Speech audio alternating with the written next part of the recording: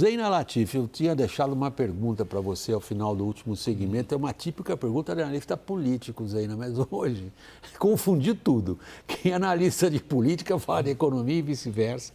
E a pergunta era o seguinte, em função da conversa que a gente vinha levando até aqui desde o começo do programa. O governo tem uma proposta de política econômica e boa parte dessa proposta está baseada no que meus colegas aqui definiram brevemente e de forma contundente como gasto é vida.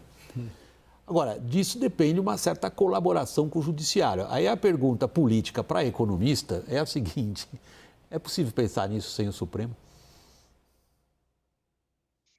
Olha, várias coisas aqui, né?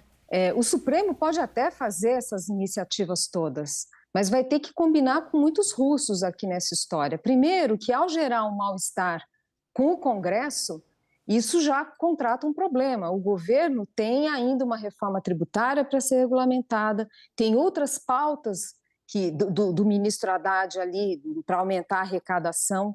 Então, assim, melindrar a relação com o Congresso não me parece uma estratégia sábia, né? E como eu disse, eu acho que só mostra uma fraqueza do governo essa dependência no Supremo. Acho que passa uma imagem também ruim para a sociedade. A outra coisa, o outro grupo de russos aí que vai ter que combinar é o próprio, os agentes econômicos. O risco inflacionário só vai subindo. A gente está falando de uma taxa Selic que está em 10,5, que vai subir mais, e a inflação está desancorada, está em 4,5 e com expectativas desancoradas, né, ou acima da meta de inflação para os próximos anos. Então, estamos discutindo aqui, né, era para estar discutindo corte de juros, até outro dia a discussão era de corte de juros, de quando seria possível retomar, e a gente não sabe quanto vai ter que subir de juros. Então, assim, não existe milagre na economia. Não existe milagre, são escolhas que foram feitas.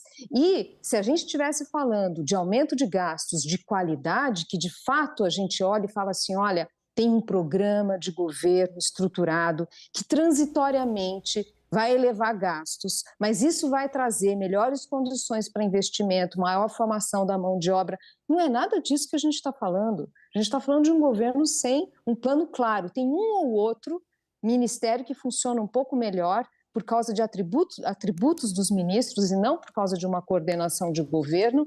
Então, a gente está falando de gastos que podem até ter efeito de curto prazo, principalmente quando estimula o consumo, mas são estéreis do ponto de vista de gerar crescimento de longo prazo.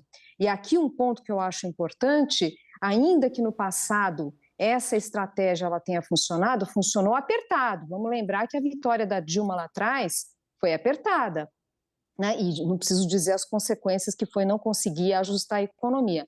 Estamos falando de uma sociedade muito diferente daquela do passado. Estamos falando de uma sociedade mais exigente e mais polarizada.